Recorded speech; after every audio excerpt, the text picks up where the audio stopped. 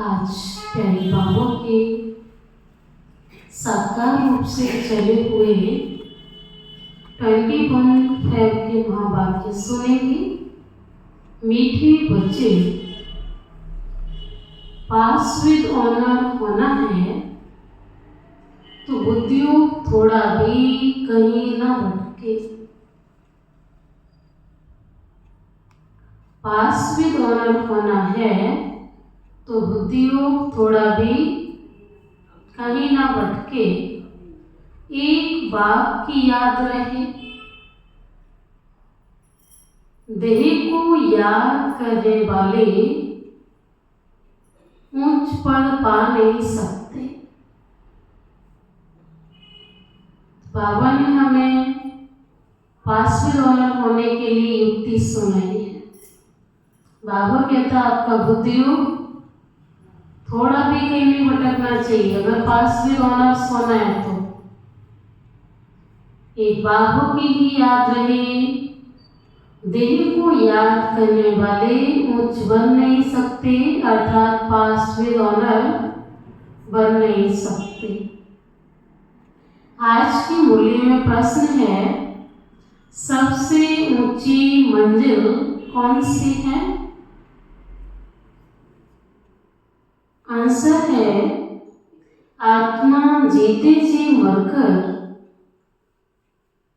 एक बाकी बने और कोई याद ना आए। सुन रहे? आत्मा जीते जी मरकर एक बाकी बने और कोई याद ना आए, देहमान बिल्कुल छूट जाए, यही ऊंची मंजिल है। बाबा कहते हैं यहाँ रहते हुए भी सब कुछ भूला हुआ हो, अर्थात जीते जी मरे हुए हो। बाबा कहता कुछ भी याद ना आए, यही ऊंची मंजिल है। निरंतर देही अभिमानी अवस्था बन जाए, यह है बड़ी मंजिल। इसी से कर्मातीत अवस्था को प्राप्त करेंगे। आज की मूल्य में प्यारे बाबा ने गीत बजाया, तुम प्यार का सागर है और हम तेरे खून के प्यासे हैं। ओम शांति। अब बाबा के तो देखो ये गीत भी रॉन्ग है। क्यों रॉन्ग है भाई? बाबा कहता रॉन्ग है। प्यार के बदले होना चाहिए ज्ञान का सागर। कौन सा गीत सुना? तो प्यार का सागर है। तो बाबा कहता है रॉन्ग किस लिए है? बाबा कहता मैं प्यार का तो हूँ ही, लेकिन विशेष प्यार तो तब देता हूँ जब ज्ञान मिला, है ना। जब तक बाबा ये ज्ञान नहीं देता कि तुम मेरे बच्चे हो तो हम उससे प्यार कर सकते या उसका प्यार हमें मिल सकता? नहीं मिलता ना। तो बाबा कहता है प्यार के बदले होना चाहिए, तो ज्ञान का सागर है और तेरी एक बूंद के प्यासे, अर्थात एक बूंद माना मैं आत्मा और तुम परमात्मा है। प्यार का कोई लोटा नहीं होता है, होता है? अब बाबा कहता बूंद है, पानी है, लोटे ग्लास में भरोगे। लोटा गंगा जल आदि का होता है, बूंद भी तो पानी की होती है ना। ज्ञान के तो अक्षर होते हैं। तो ये भक्ति मार्ग की महिमा है, ये रॉन्ग है और वह राइट है। वह पहले तो ज्ञान का सागर है।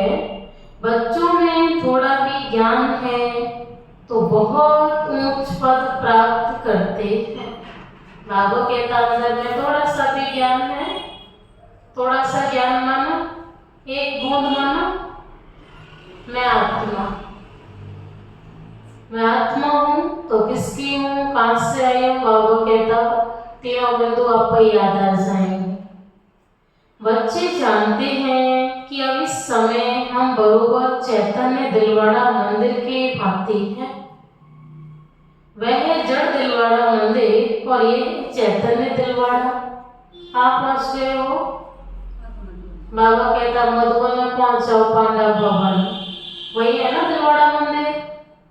बाबा कहता वो जड़ यादगार है, आप तो दिल वाले की सच्चा दिल में बैठे हो।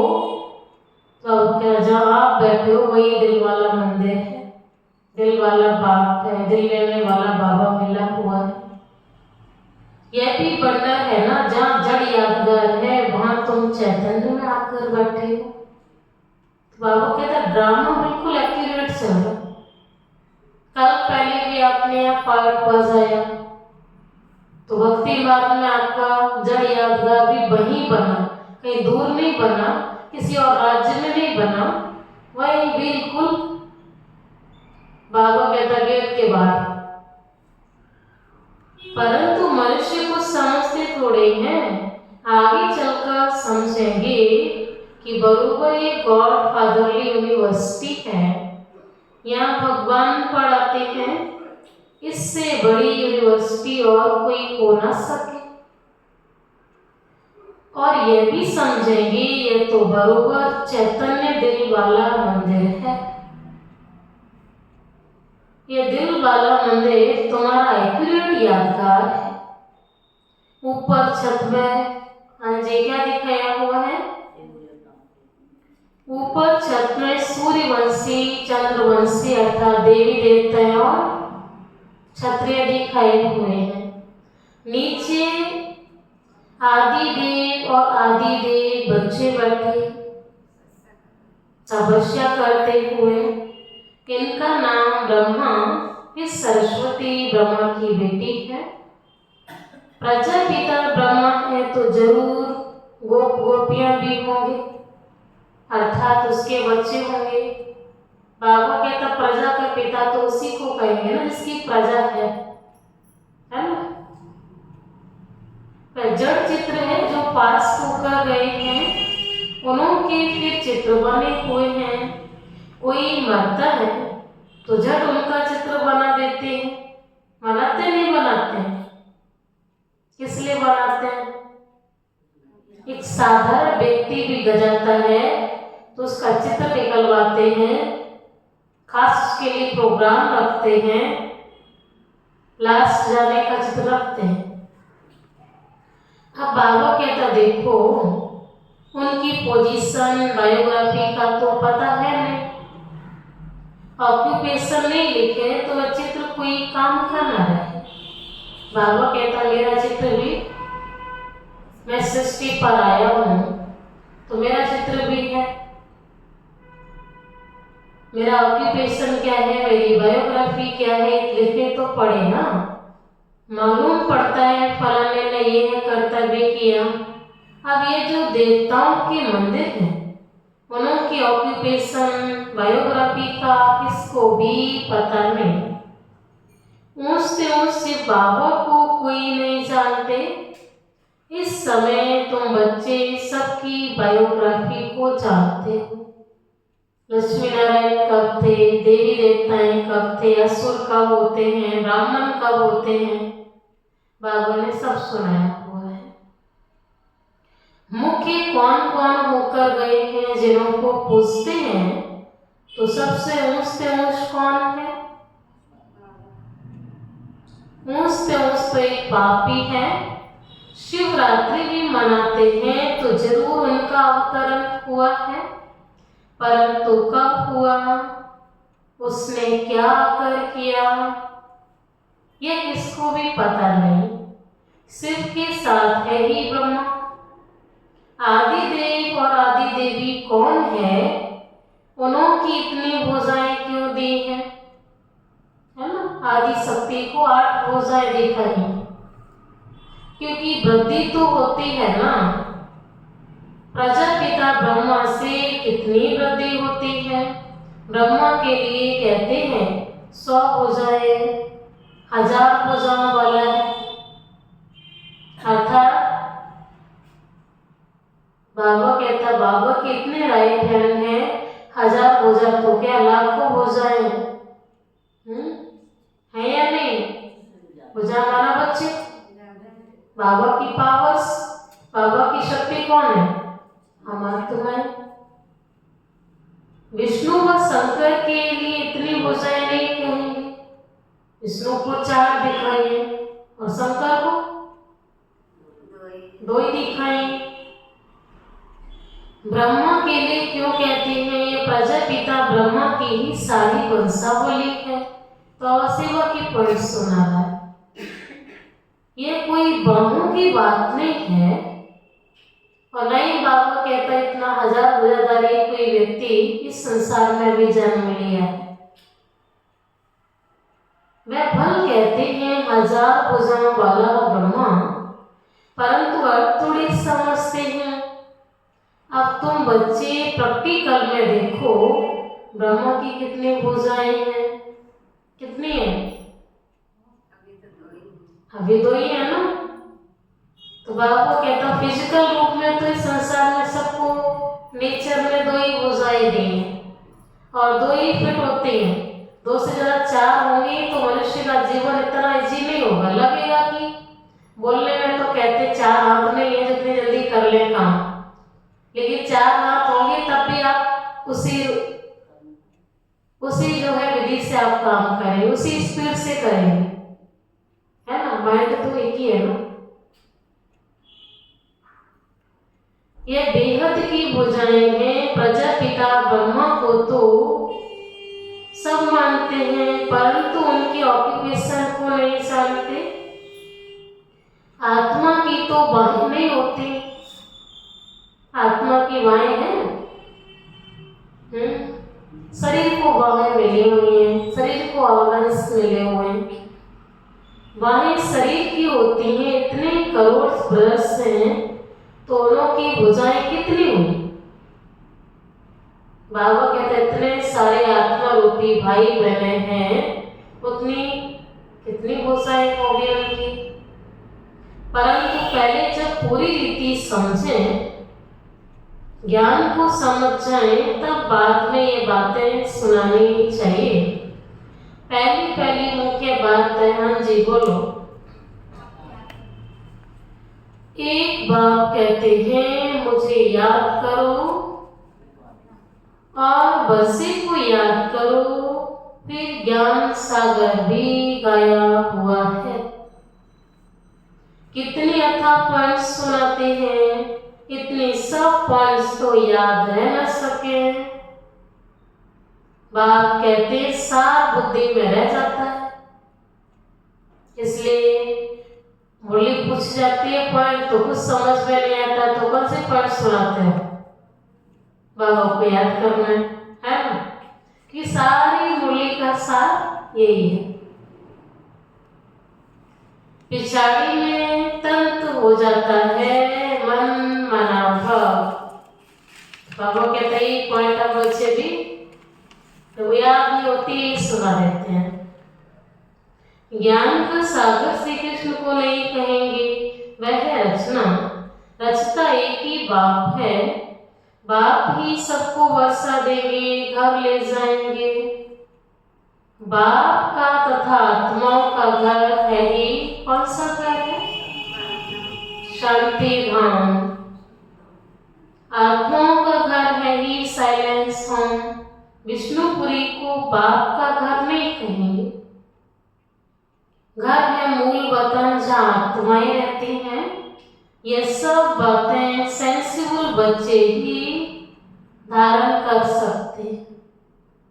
अब वैसे तो बाबा कहता है कि सतयुग एक घराना है, सतयुग एक कुल है, देव कुल है, परिवार है। लेकिन आज बाबा किस भाव से कह रहा है कि विष्णुपुरी को बाप का घर नहीं कहेंगे, इसलिए बाबा कह रहे घर माना जहाँ बच्चे हों और बाप हो, माँ बाप हो। तो बाबा कहता है माँ बाप तो है, वो शरीर के माँ बाप हैं, तो वो भी घर है, घराना है। लेकिन आप आत्माओं की रीति से देखेंगे तो आत्माओं का बाप नहीं है। तो उस भाव से बाबा कहता है विष्णुपुरी को बाप का घर नहीं कहेंगे, वो हद के बाप का घर है। घर है मूल वतन जहाँ आत्माएं रहती हैं। सब बातें सेंसिबल बच्चे ही धारण कर सकते हैं। इतना सारा ज्ञान कोई की बुद्धि में याद रह न सके, न इतने कागज लिख सकते हैं। ये मुरलियां भी सबकी सब इकट्ठी करते जाएं तो इस सारे हॉल से भी जास्ती हो जाए। उस पढ़ाई में भी कितने ढेर किताब होते हैं। इम्तिहान पास कर लिया, फिर बाबा के 10 साल बुद्धि में बैठ जाता है। 22वीं का इम्तिहान पास कर लिया, एक जन्म के लिए अल्पकाल का सुख मिल जाता है। वह विनाशी कमाई, तुमको तो ये बाप अविनाशी कमाई कराते हैं भविष्य के लिए।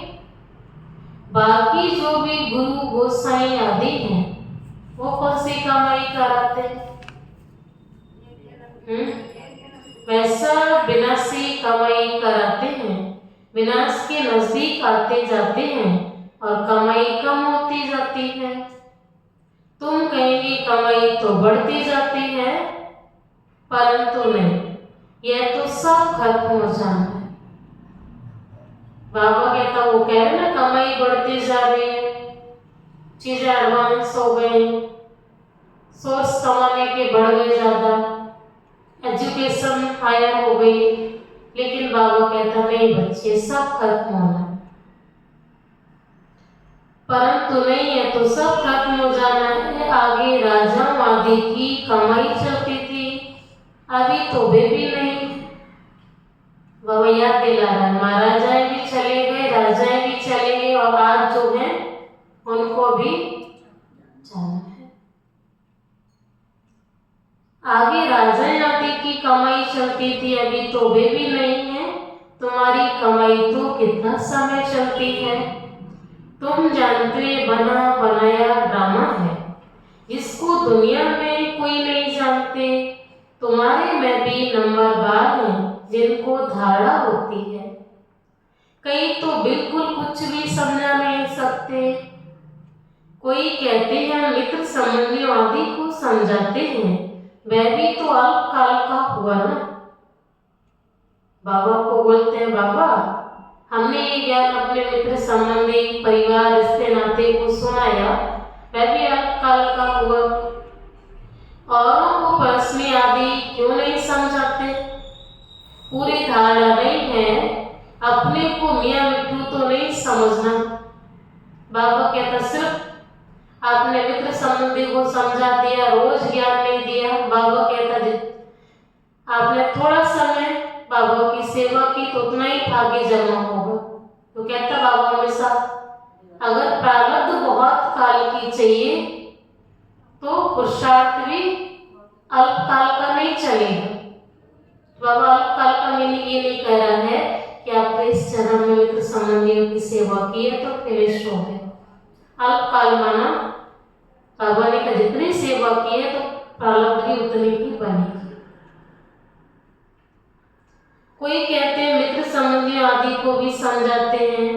बाबा कहते वह भी तो अल्पकाल का हुआ ना।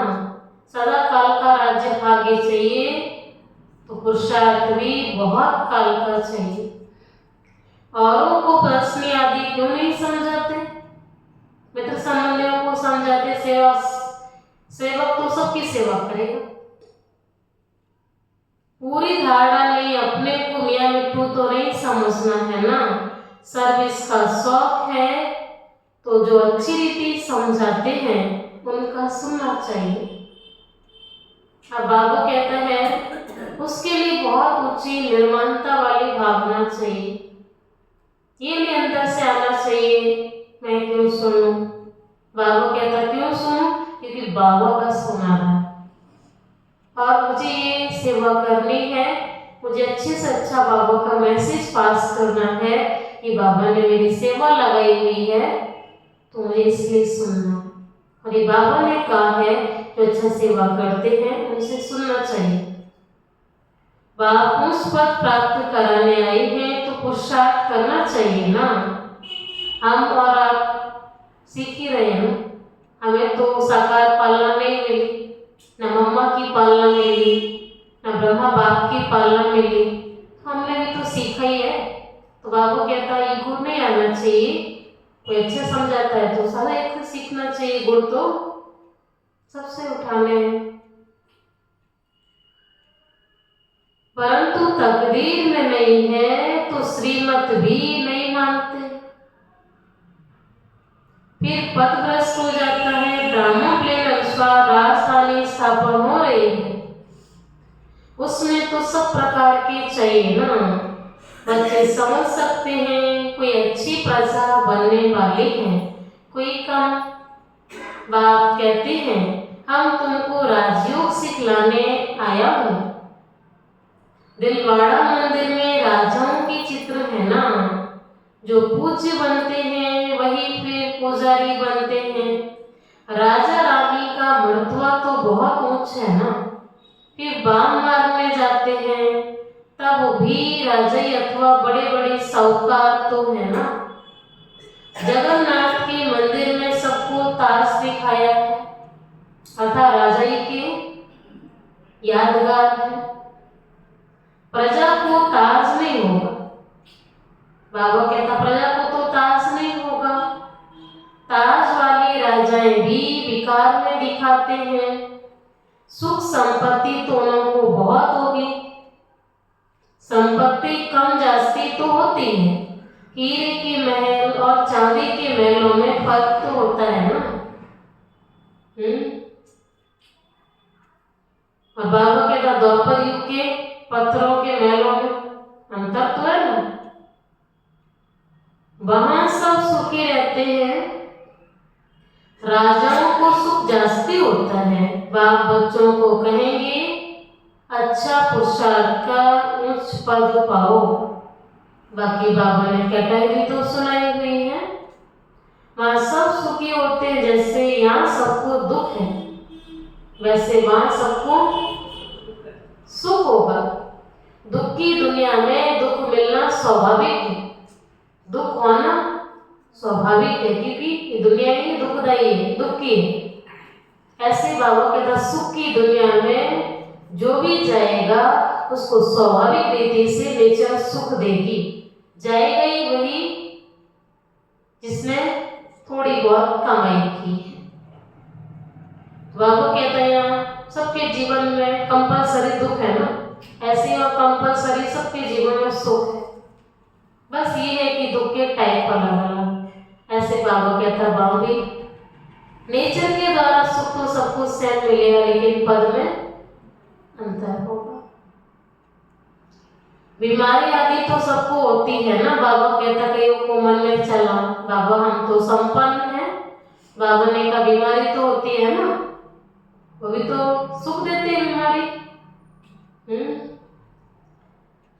वहां सुख ही सुख है, फिर भी मर्तबे में तो नंबर 12 है।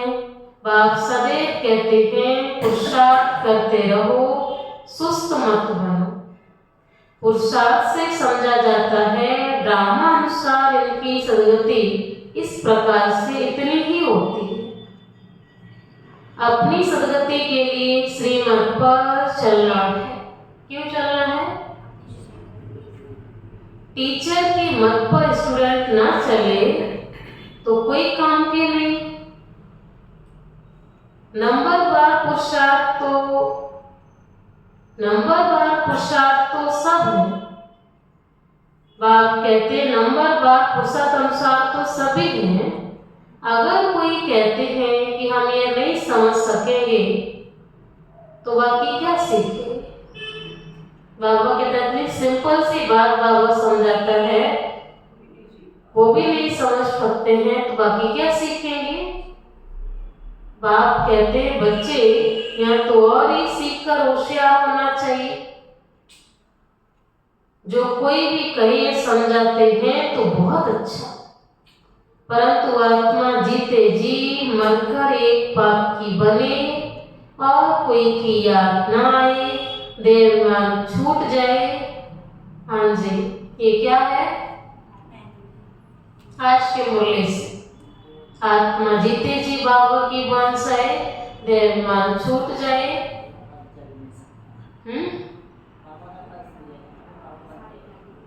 बाबा कहता है ये क्या है? क्या प्रश्न सुना? क्योंकि आंसर सुन रहे हैं ना अभी हम, ये आंसर की पॉइंट है तीनों। प्रश्न कौन सा था? सबसे ऊंची। तो बाबा ने कहा देखो, परंतु आत्मा जीते जी मरकर बाबा की बने और कोई याद ना आए, देहमान छूट जाए, ये सबसे ऊंची मंजिल है। सब कुछ भूलना है, पूरी देही अभिमानी अवस्था बन जाए, ये सबसे बड़ी मंजिल है। वहाँ आत्माएं हैं ही अशरीरी, फिर यहाँ आकर देह धारण करते हैं। अब फिर यहाँ इस देह में होते हुए अपने को अशरीरी समझना है, ये बड़ी मेहनत है। अपने को आत्मा समझ कर्मातीत अवस्था में रहना, सर्प को भी अक्ल है ना? किस बात की अक्ल है?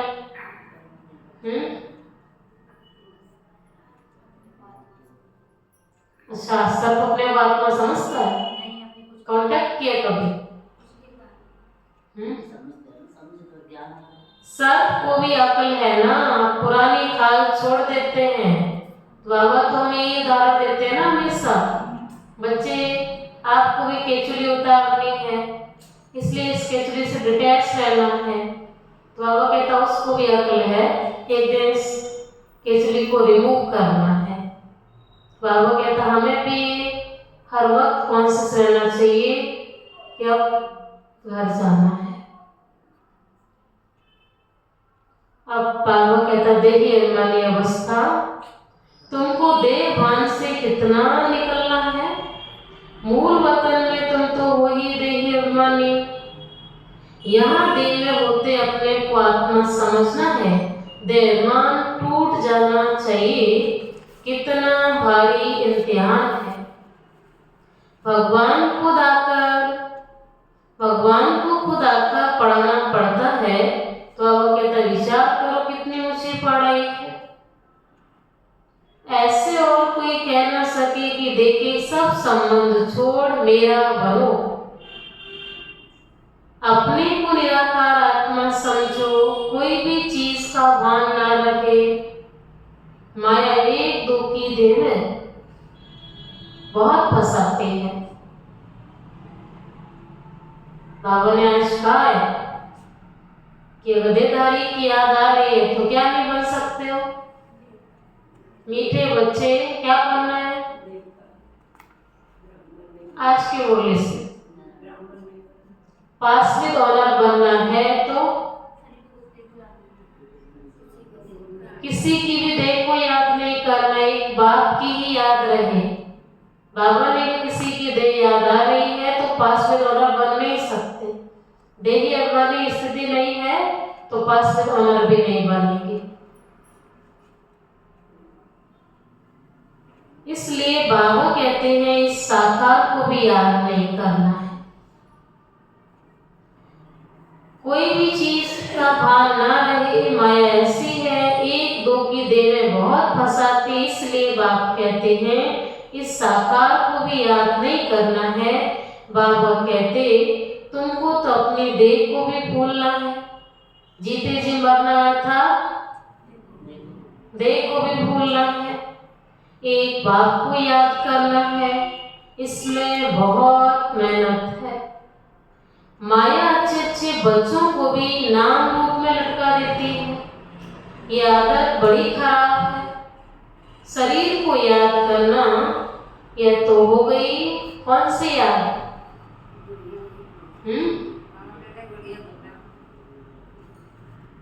शरीर को याद करना माना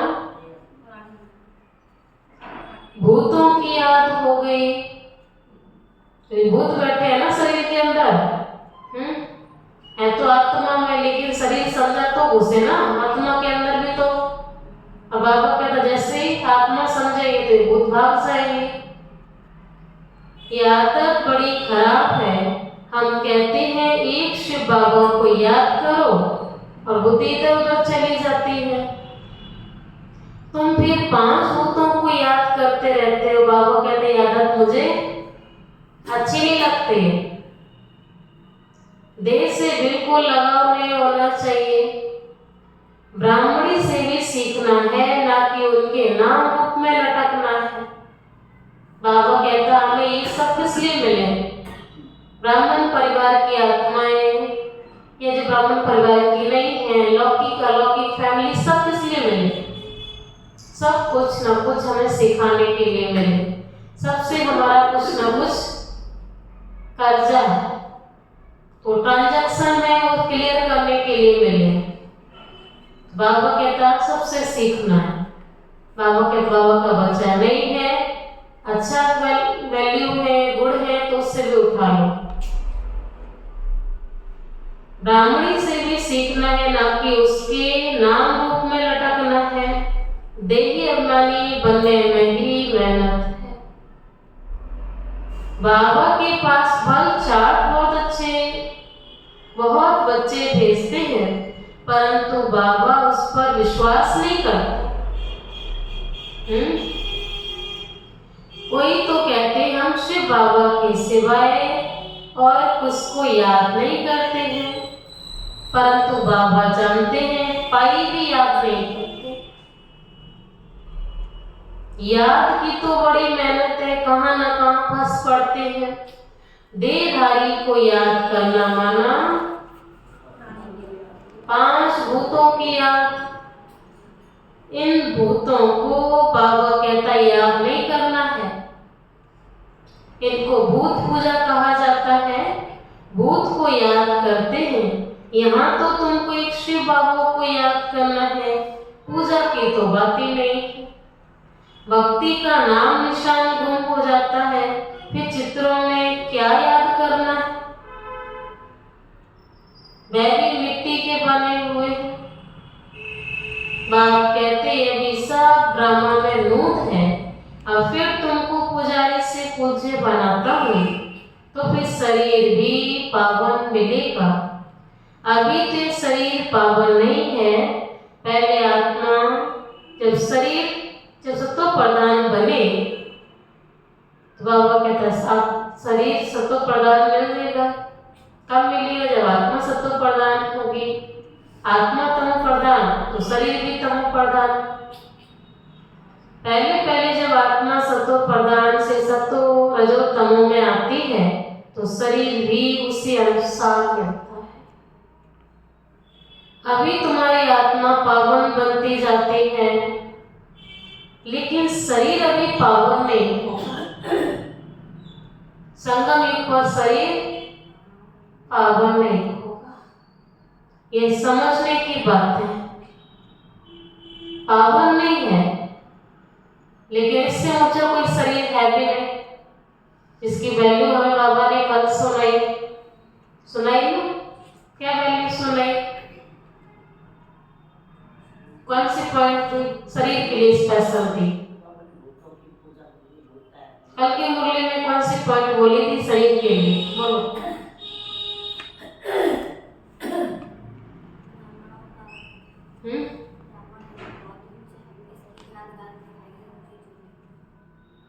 ब्राह्मण जन्म बहुत ऊंचा, उसकी यात्रा ऊंची चोटी दिखाई है। बाबा ने कहा शरीर से तंग नहीं होना है। आई थी कल मुरली पॉइंट। इसकी संभाल करनी है। बाबा को कहते हैं ना, बाबा ले चलो ले चलो। बाबा कहता नहीं, इसकी बहुत संभाल करनी है। क्यों? क्योंकि बाबा अभी मिला है। बाबा ने फिर मुरली के अंदर कहा कि बाबा सतयुग में साथ नहीं जाएगा। बाबा का अभी पार्ट है आपको साथ देना।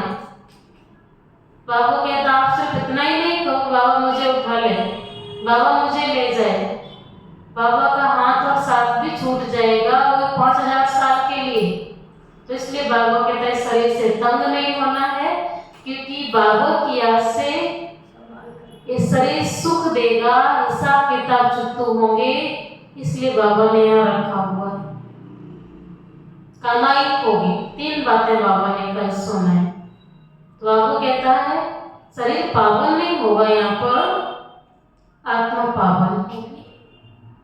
ये समझने की बातें पॉइंट भी उनकी बुद्धि में बैठेगी जो अच्छी रीति समझ कर समझाते हैं।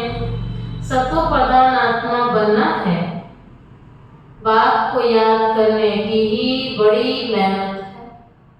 कईयों को तो जरा भी याद नहीं रहती। पास विद ऑनर बनने के लिए, हाँ जी बोलो मीठे बच्चे, पास विद ऑनर बनने के लिए बुद्धियोग कहाँ भी जरा भी ना भटके।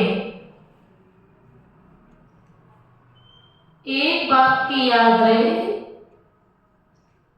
पास में ऑनर बनने के लिए बुद्धियोग कहाँ भी जरा भी ना भटके, परंतु बच्चों का बुद्धियोग भटकता रहता है। जितना बहुतों को आप समान बनाएंगे उतना ही पद मिलेगा।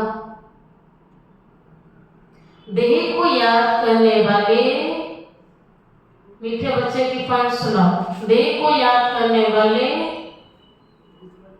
ऊंच पद पा नहीं सकते, अर्थात पास विद ऑनर बन नहीं सकते।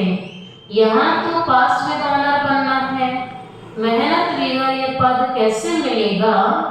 देह को याद करने वाले कोई पुरुषार्थ नहीं कर सकते। ये पॉइंट तो हमने मीठे बच्चे में सुन ली कि देह को याद करने वाले को उच्च पद नहीं मिलेगा। क्यों नहीं मिलेगा? क्योंकि बाबा कहता देह को याद करें तो पुरुषार्थ नहीं करेंगे, पुरुषार्थ नहीं तो प्रारब्ध कहां से आ गए? बाप कहते पुरुषार्थ करने वाले को फॉलो करो। यह भी पुरुषार्थी है ना। यह बड़ा विचित्र ज्ञान है, दुनिया में किसको भी पता नहीं, किसकी भी बुद्धि में नहीं बैठेगा कि आत्मा की चेंज कैसे होती है, कि आत्मा की संस्कारों को कैसे परिवर्तन किया जाए। ये सारी गुप्त मेहनत है। बाबा भी गुप्त है तो उसकी पढ़ाई भी गुप्त है। तुम राजाई कैसे प्राप्त करते हो? लड़ाई झगड़ा कुछ भी नहीं है, ज्ञान और योग की ही बात। हम कोई से लड़ते नहीं हैं, यह तो आत्मा को पवित्र बनाने के लिए मेहनत करनी है। आत्मा जैसे जैसे पतित बनती जाती है तो शरीर भी पतित लेती है, फिर आत्मा को पावन बनकर जाना है। बहुत मेहनत। आज बाबा ने कई बार कहा सारी याद की यात्रा की मेहनत है। देही अभिमानी बनना बहुत भारी बात है, बहुत ऊंची मंजिल है, बहुत बड़ी मंजिल है। बाबा समझ सकते हैं कौन कौन पुरुषार्थ करते हैं। ये शिव बाबा का भंडारा है। शिव बाबा के भंडारे में तुम सर्विस करते हो। सर्विस नहीं करेंगे तो पाई पैसे का पद जाकर पाएंगे। बाप के पास सर्विस के लिए आए और सर्विस नहीं की तो क्या पद मिलेगा? बाबा ने अपना किस लिए बनाया है? बाबा ने सर्विस के लिए अपना बनाया है। बाबा कहता मेरी भुजाओं का मतलब क्या? मेरे शरीर में ये भुजाएं लगी हैं तो मेरा काम कर रही नहीं कर रही? बाबा कहता मेरी भुजाएं मैंने इसलिए कहा कि मेरे बाबा के काम में आ सकूं, है ना। ब्रह्मा बाबा कहता है मेरे बाप के कार्य में ये भुजाएं यूज हो जाए इसलिए मेरी भुजाएं हैं। ब्राह्मण बच्चे ब्रह्मा बाप की भुजाएं हैं। बाबा ने कहा प्रजापिता ब्रह्मा है तो गोपियां भी जरूर होंगी। तो भुजाएं माना जिसने बाबा के कार्य में सहयोग दिया उनको बाबा ने भुजाएं गाया, राइट हैंड बोला। बाप के पास सर्विस के लिए आए और सर्विस नहीं की तो क्या पद मिलेगा? ये राजधानी स्थापन हो रही है, इसमें नौकर चाकर आदि सब बनेंगे। बाबा के तैयार रखना। बाबा तो आपको राजा बनाने के लिए लाया था। अभी तुम ब्राह्मण पद अभी तुम रावण पर जीत पाते हो, बाकी और कोई लड़ाई नहीं है, ये समझाया जाता है। कितनी गुप्त बात है। योग बल से विश्व की बादशाही तुम लेते हो। तुम जानते हो हम अपने शांति धाम के रहने वाले हैं। तुम बच्चों को बेहद का घर ही याद है। यहाँ हम पाठ बजाने आए हैं, फिर जाते हैं अपने घर। आत्मा कैसे जाती है यह भी कोई समझते नहीं है। ड्रामा प्लान अनुसार आत्माओं को आना ही है, और ड्रामा प्लान अनुसार आत्माओं को जाना भी है। अच्छा मीठे मीठे सिक्की लगे बच्चों प्रति माता पिता बाप दादा का याद प्यार और गुड मॉर्निंग। रूहानी बाप की रूहानी बच्चों को नमस्ते। हम रूहानी बच्चों की रूहानी माता पिता बाप दादा को याद प्यार गुड मॉर्निंग और नमस्ते नमस्ते नमस्ते। शुक्रिया बाबा, शुक्रिया बाबा, शुक्रिया बाबा। धारणा के लिए मुख्य सार है, किसी भी देहधारी से लगाव नहीं रखना है। बाबा ने जो कहा है, साकार को भी याद नहीं करना है। फिर बाबा ने कहा ब्राह्मणी से सीखना है, लेकिन नाम रूप में बुद्धि नहीं लटकानी है। किसी भी देहधारी से लगाव नहीं रखना है। शरीर को याद करना भी भूतों को याद करना है, इसलिए किसी के नाम रूप में नहीं लटकना है। अपनी देह को भी भूलना है। दूसरी बात, भविष्य के लिए अविनाशी कमाई जमा करनी है। सेंसिबल बन ज्ञान की पॉइंट्स को बुद्धि में धारण करना है। बाप ने जो समझाया है, जो बाप ने समझाया है वह समझकर दूसरों को भी सुनाना है।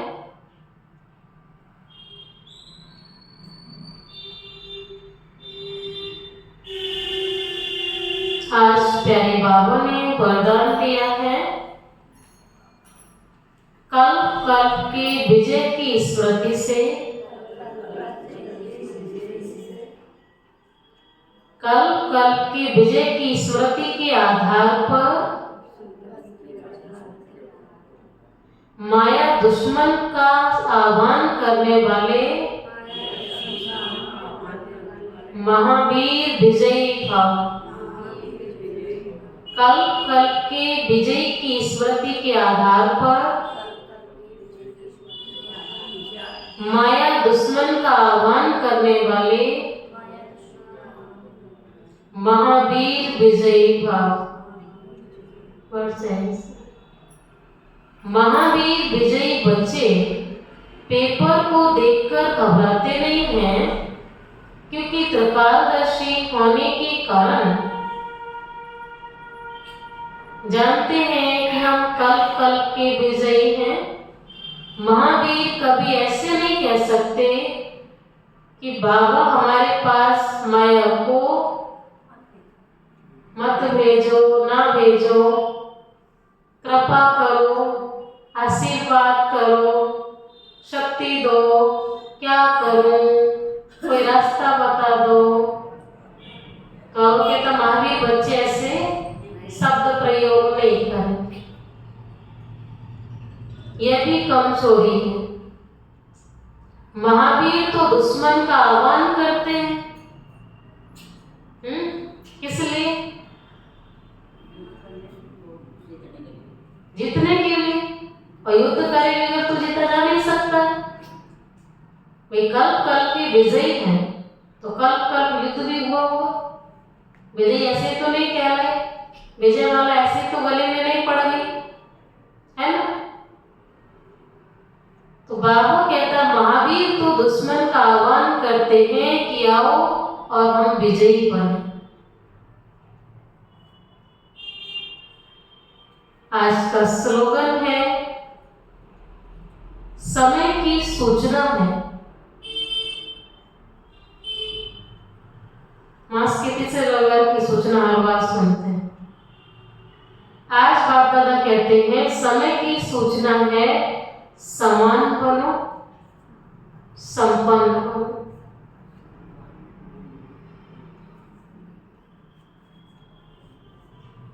अव्यक्ति सारा टॉपिक है एकांत प्रिय बनो, एकता और एकाग्रता को अपनाओ। कोई भी सिद्धि के लिए एक तो एकांत और दूसरा एकाग्रता, दोनों की विधि द्वारा सिद्धि को पाते। जैसे आपके यादगार चित्रों द्वारा सिद्धि प्राप्त करने वालों की विशेष 2 बातों की विधि को अपनाते हैं, एकांतवासी और एकाग्रता।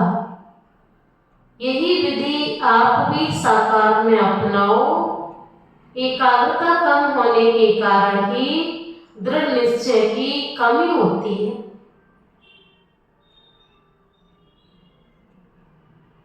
एकांतवासी कम होने के कारण ही साधारण संकल्प बीज को कमजोर बना देते हैं। इसलिए इस विधि द्वारा सिद्धि स्वरूप बनो। बाबा ने 2 बातें समझाई हैं। एकाग्रता जब कम होती तो दृढ़ निश्चय में कमी आ जाती है ना, और एकांतवास कम होता है तो बाबा ने कहा साधारण संकल्प रूपी जो बीज है वो साधारण हो जाता है। जब बीज साधारण है तो दृढ़ संकल्प कैसे होगा? बाबा कहता हमारी स्थिति साधारण नहीं होनी चाहिए, संकल्प रूपी साधारण बीज नहीं होना चाहिए, श्रेष्ठ होना चाहिए। उसके बाबा ने 2 बातें सुनाई, एकाग्रता, एकांतवासी, दृढ़ निश्चय और साधारण संकल्प का बीज नहीं, विशेष बीज, शक्तिशाली बीज। ओम शांति।